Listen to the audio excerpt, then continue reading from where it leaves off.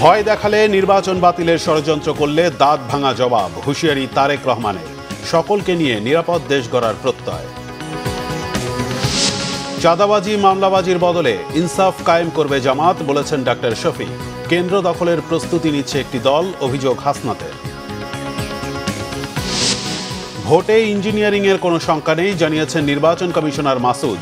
ঢাকা 14 ও 18 বেশি ঝুঁকিপূর্ণ, জানিয়েছে সেনাবাহিনী। দেখছিলেন ক্রাউন সিমেন্ট সংবাদ শিরোনাম, এবার বিস্তারিত। 12 ফেব্রুয়ারির নির্বাচন বাতিলের ষড়যন্ত্র করলে দাঁত ভাঙা জবাব দেয়া হবে, হুঁশিয়ার করেছেন বিএনপি চেয়ারম্যান তারেক রহমান। শনিবার দুপুরে নীলফামারীতে নির্বাচনী জনসভায় তিনি এ হুঁশিয়ারি দেন। বিএনপি ক্ষমতায় এলে যত দ্রুত সম্ভব তিস্তা ব্যারেজ মহাপরিকল্পনার কাজ শুরু করবে বলেও প্রতিশ্রুতি দেন বিএনপি চেয়ারম্যান। এছাড়া নীলফামারীর মানুষের দাবি বাস্তবায়ন করে সেখানে পর্যায়ক্রমে একটি মেডিকেল কলেজ প্রতিষ্ঠারও আশ্বাস দেন তিনি। পরে বিকেলে দিনাজপুরের বিরামপুর সরকারি কলেজ মাঠের জনসভায় যোগ দেন তারেক রহমান। বলেন, বিএনপি সকল ধর্ম ও মতের মানুষকে সাথে নিয়ে ঐক্যবদ্ধ বাংলাদেশ গড়তে চায়। দেশ ও জনগণের অধিকার প্রতিষ্ঠার বিরুদ্ধে ষড়যন্ত্রকারীদের দিকে সজাগ থাকতে সবাইকে আহ্বান জানান তিনি। নিরাপদ দেশ গড়তে এবং বিএনপির পরিকল্পনা বাস্তবায়নে ধানের শীষে ভোট চান তারেক রহমান। একটি দলকে আমরা খেয়াল করছি, আমাদের সমাজের বিভিন্ন মানুষকে গিয়ে তারা ভয় দেখাচ্ছে। আজকে আমি দ্ব্যর্থহীন কণ্ঠে পরিষ্কার ভাবে বলে দিতে চাই, বাংলাদেশের কোন ভোটারকে যারা ভয় দেখাবে, যারা তাদেরকে বিভ্রান্ত করার চেষ্টা করবে, ইনশাআল্লাহ কারো সাথে যদি অন্যায় হয়ে থাকে আমরা সেই ব্যবস্থা গ্রহণ করব, অন্যায়কারীর বিরুদ্ধে আইনগত ব্যবস্থা গ্রহণ করব। আগামী দিনের রাজনীতি হবে দেশ পুনর্গঠনের রাজনীতি, আগামী দিনের রাজনীতি হবে রাষ্ট্র গঠনের রাজনীতি। আমরা মুসলমান হই, আমরা হিন্দু হই, আমরা বৌদ্ধ হই, আমরা খ্রিস্টান হই, আমরা সকলকে সাথে নিয়ে আমাদের দেশ গঠন করতে চাই। এর আগে ঠাকুরগাঁওয়ের সমাবেশে তারেক রহমান জানান, আগামীর বাংলাদেশে ধর্মের ভিত্তিতে নয়, যোগ্যতার মাধ্যমে মূল্যায়ন করা হবে। জনগণই সকল ক্ষমতার উৎস উল্লেখ করে তিনি বলেন, তাই তাদের সামনে দাঁড়িয়েছেন। জনগণের সমর্থন ভালোবাসা নিয়ে দেশকে পুনর্গঠন করতে চান। ঠাকুরগাঁও প্রতিনিধি খোদাবক্স ডাবলুকে সাথে নিয়ে আহমেদ সারোয়ারের রিপোর্ট, ক্যামেরায় এনামুল হাবিব রুবেল। তারেক রহমানের আগমনকে কেন্দ্র করে সকাল থেকেই ঠাকুরগাঁও ও এর আশপাশের এলাকার নেতাকর্মী এবং সাধারণ মানুষের আগমনে সভাস্থল পরিপূর্ণ হয়ে ওঠে। 22 বছরেরও বেশি সময় পর তারেক রহমান যখন ঠাকুরগাঁও জেলা স্কুল বড় মাঠের সভাস্থলে এসে হাজির হন, তখন উচ্ছ্বসিত হয়ে ওঠেন দলের নেতাকর্মী সহ জনসভায় উপস্থিত মানুষ।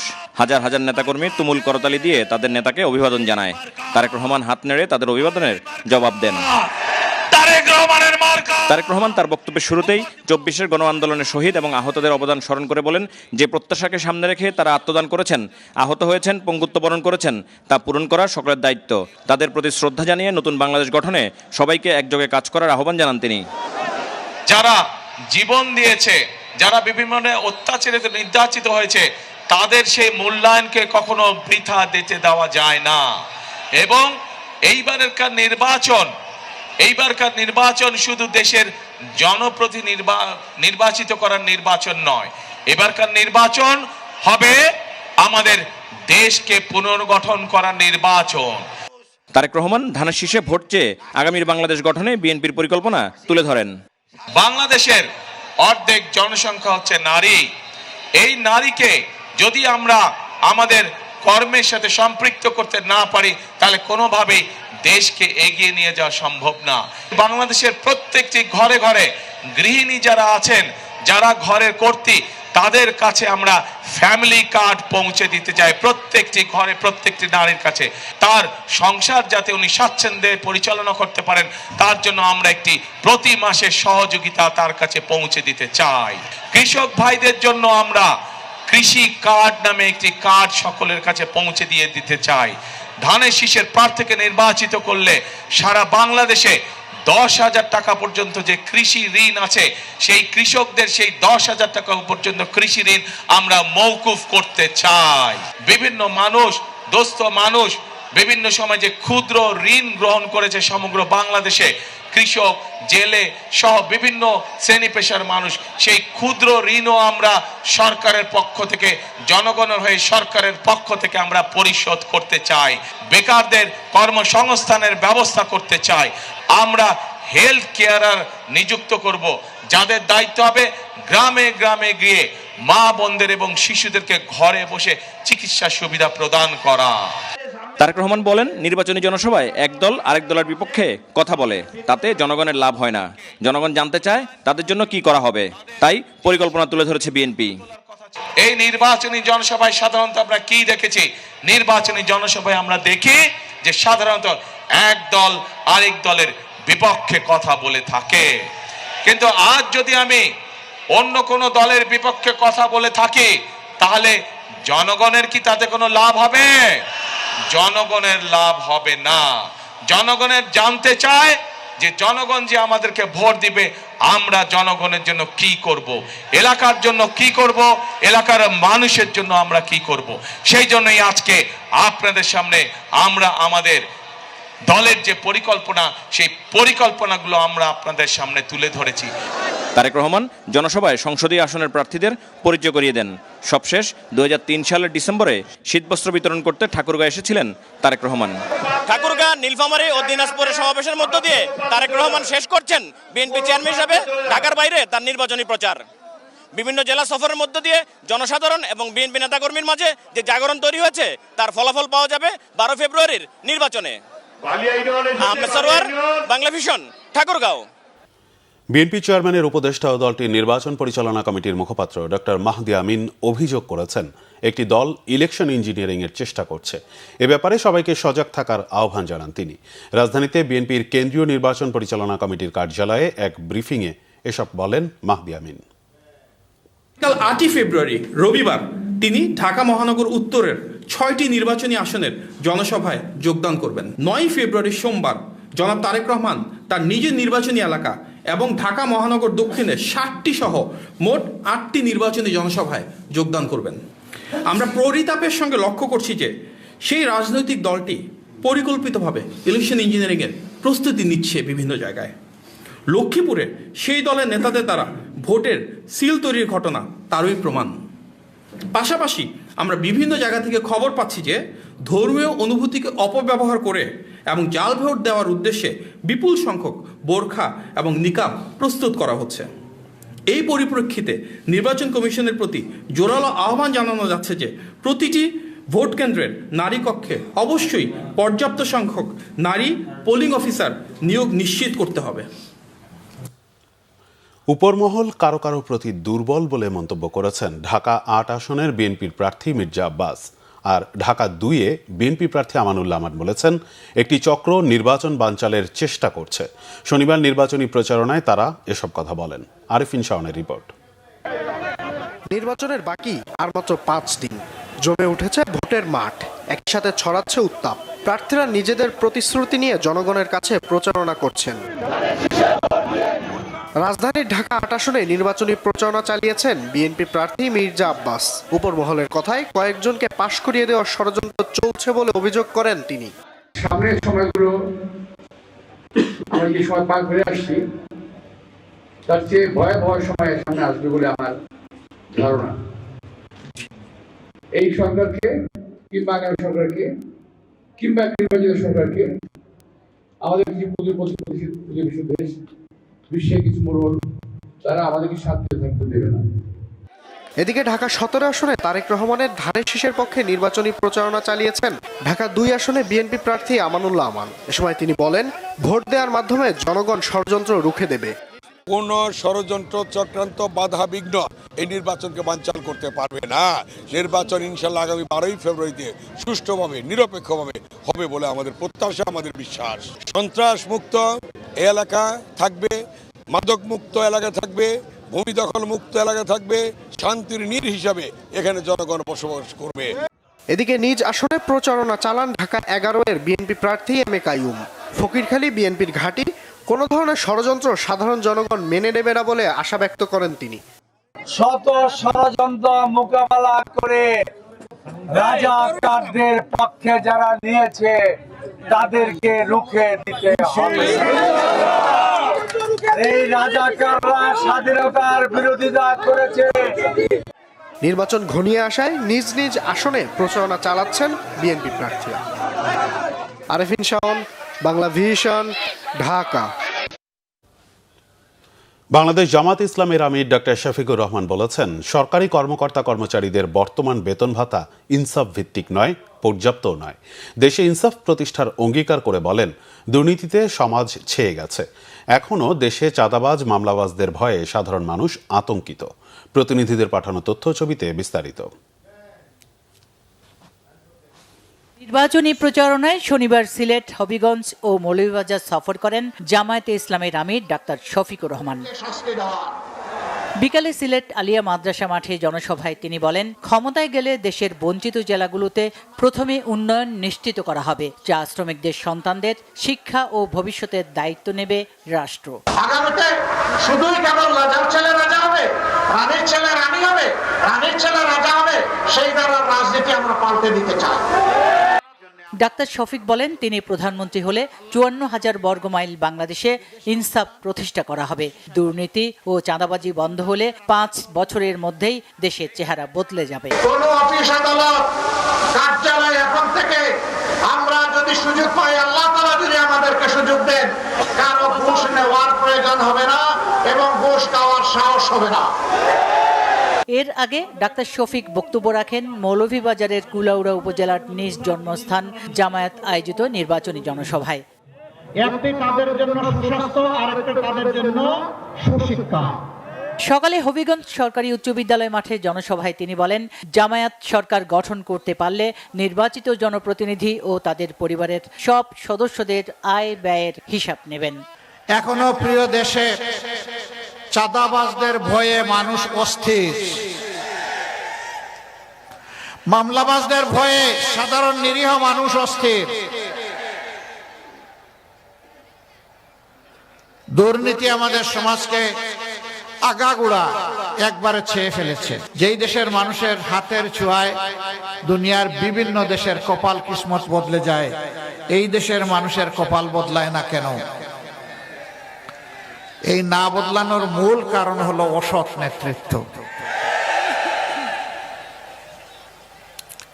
এরা যখন জনগণের কাছে ভোটের জন্য আসে, তখন এক একজন পীর দরবেশ আউলিয়া হিসাবে আসে। প্রতিটি সমাবেশ ঘিরে ছিল কড়া নিরাপত্তা ব্যবস্থা। Bangla vision news desk. অনেকেই ধানের শীষের মিছিল নিয়ে ভোট কেন্দ্রে যাবেন, কিন্তু ভোট দেবেন দাঁড়িপাল্লা বা শাপলাকলিতে। তাদের কাছে দাওয়াত পৌঁছে দিতে হবে বলেছেন জাতীয় নাগরিক পার্টির দক্ষিণাঞ্চলের মুখ্য সংগঠক হাসনাত আবদুল্লাহ। যশোরের দরাটানা ভৈরব চত্বরে 11 দলীয় জোট আয়োজিত নির্বাচনী পথসভায় একথা বলেন হাসনাত। বলেন, একটি দলের প্রধান মুখে হ্যাঁ ভোটের কথা বলছেন আর তার কর্মীরা নায়ের পক্ষে প্রচার চালাচ্ছেন। তারা ভোট কেন্দ্র দখলের প্রস্তুতি নিচ্ছেন, নাম সর্বস্ব পর্যবেক্ষক জোগাড় করে ভোট কারচুপি করার চেষ্টা করছেন। তাদের ষড়যন্ত্র বানচাল করতে 11 দলীয় জোটের নেতাকর্মীদের ভোট কেন্দ্র পাহারা দেওয়ার আহ্বান জানান হাসনাত। নেতা উপরে হায়ের পক্ষে অবস্থান নেয়, কিন্তু কর্মীরা গোপনে নায়ের পক্ষে অবস্থান নিচ্ছে। প্রিয় যশোরবাসী, আমরা মুক্তির দ্বার প্রান্তে দাঁড়িয়ে আছি। আমাদের নীরবে একটা বিপ্লব ঘটে গিয়েছে। আপনি প্রত্যেকটা মানুষের দ্বারে দ্বারে যান, প্রত্যেকটা মানুষের কাছে যান, এবং যারা অন্য প্রতীকের রাজনৈতিক কার্যক্রমে অংশগ্রহণ করছে তাদেরকেও যদি গোপনে জিজ্ঞেস করেন, তারাও বলবে আমরা নিরুপায় হয়ে এখন রাজনৈতিক কার্যক্রমে অংশগ্রহণ করছি। নির্বাচনে ইঞ্জিনিয়ারিং এর কোনো শঙ্কা দেখছেন না নির্বাচন কমিশনার আব্দুল রহমান এল মাসুদ। নির্বাচন উপলক্ষে বিকেলে রংপুর সার্কিট হাউসে স্থানীয় প্রশাসনের সাথে আইন শৃঙ্খলা পরিস্থিতি নিয়ে কথা বলেন কমিশনার। দেশের সাম্প্রতিক দুটি হত্যার ঘটনায় নির্বাচনে কোনো প্রভাব পড়বে না জানিয়ে রাজনৈতিক দলগুলোকে সহনশীলতার আহ্বান জানান তিনি। ভোটের পরিবেশ স্বাভাবিক রাখতে মাঠ প্রশাসনকে সতর্ক থাকার পরামর্শ দেন আব্দুল রহমান এল মাসুদ। জেলা প্রশাসক মোহাম্মদ এনামুল হাসানের সভাপতিত্বে মতবিনিময়ে মহানগর, জেলা ও উপজেলা প্রশাসনের কর্মকর্তারা উপস্থিত ছিলেন।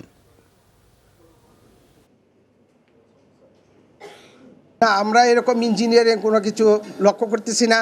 আমি বিভিন্ন জায়গায় আমরা যাচ্ছি, যে আমাদের যারা কমিটেড, একটু আগে আমি বলেছি যে আমাদের সকল returning officer, stand returning officer, নির্বাচনে কাজে নিয়োজিত প্রায় 18 লক্ষ কর্মকর্তা কর্মচারী, আমাদের পুলিশ বাহিনী, আমাদের সেনাবাহিনী, আমাদের বিজিবি, আমাদের আনসার, সবাই এখন কমিটেড। ঢাকার 14, 16 আর 18 আসনটির 18 ভাগ ভোট কেন্দ্র ঝুঁকিপূর্ণ হিসেবে চিহ্নিত করা হয়েছে বলে জানিয়েছে বাংলাদেশ সেনাবাহিনী। সকালে রাজধানীর শহীদ সোহরাওয়ার্দী ইনডোর স্টেডিয়ামে সার্বিক নিরাপত্তা ও নির্বাচনের প্রস্তুতি সংক্রান্ত এক প্রেস ব্রিফিংয়ে এ তথ্য জানানো হয়। ঢাকা 14 ও 18 আসনকে অধিক ঝুঁকিপূর্ণ হিসেবে চিহ্নিত করা হয়েছে উল্লেখ করে সেনাবাহিনী জানায়, ভোটারদের নির্বিঘ্নে ভোট কেন্দ্রে যাওয়ার ব্যাপারে আইনশৃঙ্খলা বাহিনী সজাগ আছে। সে হিসেবেই সব ধরনের ব্যবস্থা গ্রহণ করা হয়েছে। গুরুত্বপূর্ণ স্থানগুলোতে নজরদারি বৃদ্ধি করা হয়েছে। দেশের বর্তমান আইনশৃঙ্খলা পরিস্থিতি স্থিতিশীল ও স্বাভাবিক রয়েছে উল্লেখ করে সেনাবাহিনী জানায়, বিভিন্ন রাজনৈতিক দলের প্রার্থী ও সাংবাদিকদের সব ধরনের নিরাপত্তা দেওয়া হবে। কেউ যদি নির্বাচনকে প্রশ্নবিদ্ধ করার চেষ্টা করে তাহলে তার বিরুদ্ধে আইনানুগ ব্যবস্থা গ্রহণ করা হবে। এখন পর্যন্ত যে হিসাব আছে 18% ভোট কেন্দ্র ঝুঁকিপূর্ণ হিসাবে চিহ্নিত হয়েছে এবং সেই অনুযায়ী আইনশৃঙ্খলা রক্ষাকারী বাহিনীকে নির্দেশনা দেওয়া হয়েছে। কনসার্ন আছে, আমরা এখন পর্যন্ত যে আসনগুলোর ব্যাপারে আমি কথা বলছি, ঢাকা 14 এবং ঢাকা 16কে আইনশৃঙ্খলা রক্ষাকারী বাহিনী এবং গোয়েন্দা সংস্থার তথ্য অনুযায়ী অধিক ঝুঁকিপূর্ণ হিসাবে চিহ্নিত করা হয়েছে।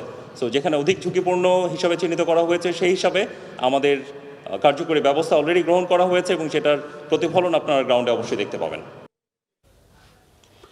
কিছু ক্ষেত্রে প্রশাসন পক্ষপাতমূলক আচরণ করছে বলে অভিযোগ করেছেন ঢাকা 6 আসনে বিএনপি মনোনীত প্রার্থী ইশরাক হোসেন।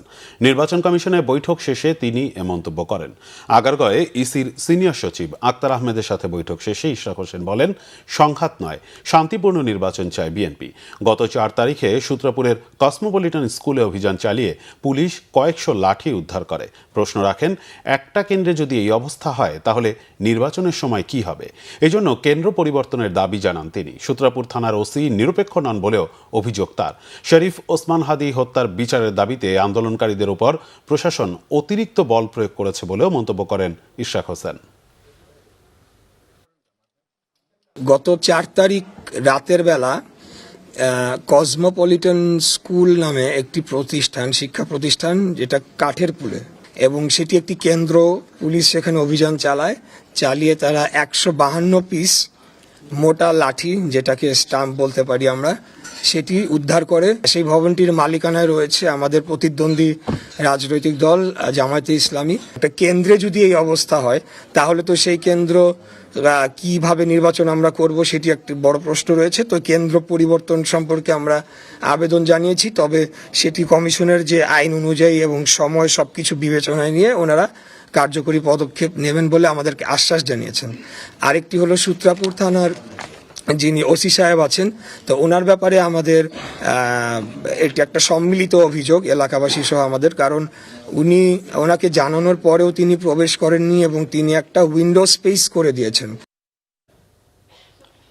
ঢাকা 6 আসনে ধানের শীষের প্রার্থী ইশরাক হোসেন বিপুল ভোটে বিজয়ী হয়ে দেশ পরিচালনায় গুরুত্বপূর্ণ ভূমিকা রাখবেন, এমন প্রত্যাশা ব্যক্ত করেছেন আল্লামা আব্দুল হামিদ পীর সাহেব মধিপুর। শুক্রবার ঢাকা 6 নির্বাচনী এলাকায় আয়োজিত জনসভায় তিনি ইসলামের নামে ধোঁকাবাজির বিরুদ্ধে হুঁশিয়ারি দিয়ে নেক শাসন প্রতিষ্ঠার আহ্বান জানান। এ সময় ইশরাক হোসেনের মাথায় হাত রেখে দোয়া করেন তিনি। বিস্তারিত শুভ ইসলামের রিপোর্টে।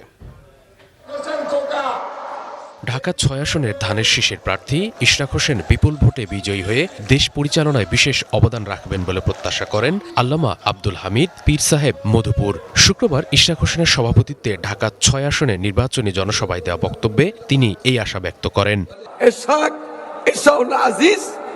আল্লাহর রহমতে বিপুল ভোটে জয়ী হবে, এখানে বিজয় হাতে তালি না দেয়, বিজয় হবে এখানে ইনশাআল্লাহ আজিম। সে দেশের আগামী দিনে এই দেশ পরিচালনার মধ্যে বিশেষ একজন হইয়া থাকবে। এ সময় ইসলামের নামে ধোঁকাবাজির বিরুদ্ধে হুঁশিয়ারি উচ্চারণ করে নেক শাসন প্রতিষ্ঠার আহ্বান জানান। ক্ষমতা আসবেন আপনারা, বিএনপি ক্ষমতা আসতেছে, বিএনপিতে কোনো জুলুম না হয়। আর আমি বলবো আলমের নামে, ইসলামের নাম দিয়া যা ধোঁকা দিতেছে এদের পাশেও না যাওয়া। পরে তিনি ইশরাক হোসেনের মাথায় হাত রেখে নির্বাচনে বিজয় নিয়ে ফিরে আসার জন্য দোয়া করেন। আয়োজনে প্রধান অতিথি হিসেবে উপস্থিত ছিলেন বিএনপির সিনিয়র যুগ্ম মহাসচিব রুহুল কবির রিজভী।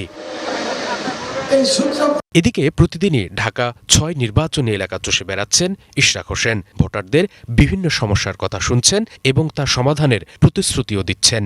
আগামী 12 ফেব্রুয়ারি যদি আমি আপনাদের ভোটে নির্বাচিত হয়ে সংসদ সদস্য হই, অগ্রাধিকার ভিত্তিতে প্রথমেই আমরা গ্যাসের সংকট সমাধানের জন্য জোরালো ভূমিকা নেব ইনশাআল্লাহ। এর পাশাপাশি আসন্ন বর্ষা মৌসুমের আগে আমাদের এখানে যে ড্রেনেজ ব্যবস্থা অত্যন্ত অপ্রতুল, তারপরেও যতটুকুই রয়েছে সেটিকে সচল করার জন্যে আমি কার্যকর পদক্ষেপ নেব, যাতে আগামী বর্ষা মৌসুমের আগে আমরা এগুলোকে সচল করতে পারি এবং জলাবদ্ধতা পরিস্থিতি কিছুটা হলেও নিয়ন্ত্রণ করতে পারি। ভোটের দিনের ৪৮ ঘন্টা আগে শেষ হবে ত্রয়োদশ জাতীয় সংসদ নির্বাচনের প্রচারণা। শুভ ইসলাম, বাংলাভিশন, ঢাকা। মুন্সিগঞ্জ সদর উপজেলায় বিএনপি ও স্বতন্ত্র প্রার্থীর সমর্থকদের মধ্যে সংঘর্ষের ঘটনা ঘটেছে। এতে গুলিবিদ্ধ হয়েছেন দুজন। শনিবার দুপুরে উপজেলার মোল্লাকান্দি ইউনিয়নে এ ঘটনা ঘটে। প্রত্যক্ষদর্শীরা জানান, নির্বাচনী প্রচারকে কেন্দ্র করে সদর উপজেলার মোল্লাকান্দি ইউনিয়নের স্বতন্ত্র প্রার্থী মোহাম্মদ মহিউদ্দিন সমর্থকদের বাধা দেয় স্থানীয় বিএনপি নেতা উজির আলীর সমর্থকরা। দুই পক্ষের মধ্যে প্রথমে কথা কাটাকাটি হয়, এক পর্যায়ে তা সংঘর্ষের রূপ নেয়। পরিস্থিতি উত্তপ্ত হলে গুলি ও ককটেল বিস্ফোরণের শব্দ শোনা যায়। এতে দুজন আহত হন। খবর পেয়ে পুলিশ ঘটনাস্থলে গিয়ে পরিস্থিতি নিয়ন্ত্রণে নেয়। বর্তমানে এলাকায় অতিরিক্ত পুলিশ মোতায়েন রয়েছে।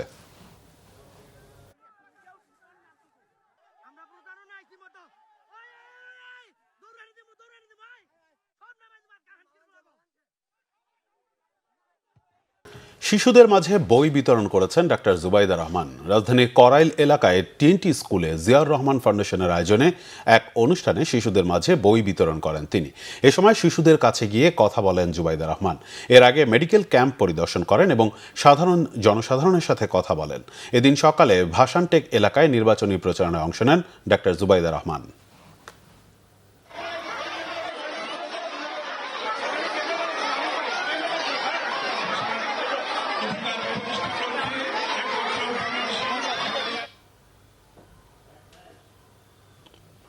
অন্তর্বর্তী সরকার বেশ কিছু গুরুত্বপূর্ণ কাজ করলেও অর্থনীতি সংস্কারকে তারা মূল এজেন্ডা হিসেবে নেয়নি বলে মনে করে Centre for Policy Dialogue CPD.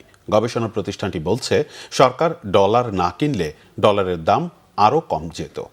শনিবার রাজধানীতে ব্র্যাক সেন্টার ইনে সবুজ টেকসই অর্থনীতির চালচিত্র ও প্রত্যাশা, প্রার্থী ও ভোটার জরিপ শীর্ষক জরিপের ফলাফল উপস্থাপন করে সিপিডি। জরিপ আরও বলছে, উন্নয়ন সম্পর্কে ভোটারদের ধারণা এখনও অবকাঠামো নির্মাণ কেন্দ্রিক। ৭৭% ভোটার মনে করেন রাস্তা, কালভার্ট নির্মাণ ও কর্মসংস্থান সৃষ্টি হলেই উন্নয়ন নিশ্চিত হয়। এ সময় সিপিডির গবেষণা পরিচালক ডক্টর খন্দকার গোলাম মোয়াজ্জেম বলেন, নতুন সরকার ক্ষমতায় এসে নতুন করে আর ব্যাংকের লাইসেন্স দেয়া কোনোভাবেই ঠিক হবে না, বরং আরও দুর্বল ব্যাংকে মার্জ করা যেতে পারে। বিএনপি বা জামাত কোনো দলই মেগা প্রকল্পের ঘোষণা দেয়নি, এতে অর্থ সাশ্রয় হবে বলে মনে করেন তিনি। এই সরকার অর্থনৈতিক রিফর্মকে তাদের মূল এজেন্ডা হিসেবে কখনোই নেননি। তাদের মূল এজেন্ডা আসলে অন্যান্য বিষয়গুলো ছিল, যেটা তারা বলেও থাকে।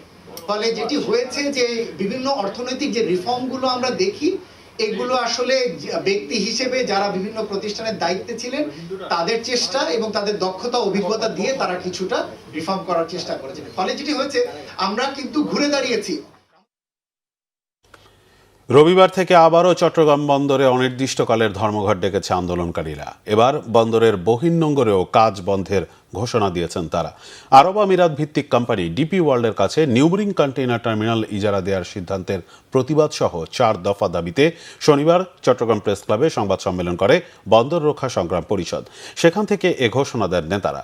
সংবাদ সম্মেলনে বক্তব্য রাখেন বন্দর রক্ষা সংগ্রাম পরিষদের 2 সমন্বয়ক মোহাম্মদ হুমায়ুন কবির ও মোহাম্মদ ইব্রাহিম খোকন।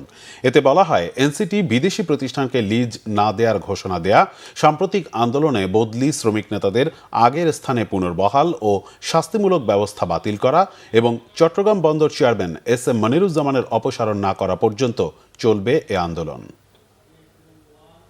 ওমানে যুক্তরাষ্ট্রের সাথে পারমাণবিক ইস্যুতে কার্যকরী আলোচনা হয়েছে। ভবিষ্যতে দুই পক্ষের মধ্যে আলোচনা চলবে বলে জানিয়েছেন ইরানের পররাষ্ট্রমন্ত্রী আব্বাস আরাগচি। দুই দেশের মধ্যে ফলপ্রসূ বৈঠক হয়েছে বলে জানিয়েছেন মার্কিন প্রেসিডেন্ট ডোনাল্ড ট্রাম্পও। স্থানীয় সময় শুক্রবার ওমানের রাজধানী মাস্কাটে বৈঠক শেষে ইরানের আধা সরকারি সংবাদ সংস্থা ফার্স এজেন্সিকে দেয়া এক সাক্ষাৎকারে পররাষ্ট্রমন্ত্রী আব্বাস আরাগচি বলেন, যুক্তরাষ্ট্রের সাথে সরাসরি বৈঠকটি একটি ইতিবাচক শুরু। মন্ত্রিপরিষদের সাথে পরামর্শ করে বৈঠকের পরবর্তী ধাপে চাপের বিষয়ে সিদ্ধান্ত নেওয়া হবে বলেও জানান তিনি। এদিকে ইরান যুক্তরাষ্ট্রের সাথে একটি চুক্তি করতে চায় বলে দাবি করেছেন মার্কিন প্রেসিডেন্ট ডোনাল্ড ট্রাম্প। যুক্তরাষ্ট্রের প্রতিনিধি দল আগামী সপ্তাহের শুরুতে তেহরানের সাথে বৈঠকে বসবে বলেও জানান তিনি। তবে পারমাণবিক ইস্যুতে ইরান যুক্তরাষ্ট্রের শর্ত না মানলে তেহরানকে ভয়াবহ পরিণতির মুখে পড়তে হবে বলেও হুঁশিয়ার করেন ট্রাম্প। সংবাদ শেষ করব ক্রাউন সিমেন্ট শিরোনামগুলো আরেকবার জানিয়ে। ভয় দেখালে নির্বাচন বাতিলের ষড়যন্ত্র করলে দাঁত ভাঙা জবাব, হুঁশিয়ারি তারেক রহমানের। সকলকে নিয়ে নিরাপদ দেশ গড়ার প্রত্যয়। চাঁদাবাজি মামলাবাজির বদলে ইনসাফ কায়েম করবে জামাত, বলেছেন ডাক্তার শফিক। কেন্দ্র দখলের প্রস্তুতি নিচ্ছে একটি দল, অভিযোগ হাসনাতের। ভোটে ইঞ্জিনিয়ারিং এর কোনো শঙ্কা দেখছেন না নির্বাচন কমিশনার মাসুদ। ঢাকা 14 ও 18 বেশি ঝুঁকিপূর্ণ, জানিয়েছে সেনাবাহিনী। এই ছিল এখনকার মতো। পরের সংবাদ রাত 10:30টায়। এর আগে 9টায় রয়েছে নিউজ 20। দেখার আমন্ত্রণ রইল। এখন সাথে থাকায় ধন্যবাদ।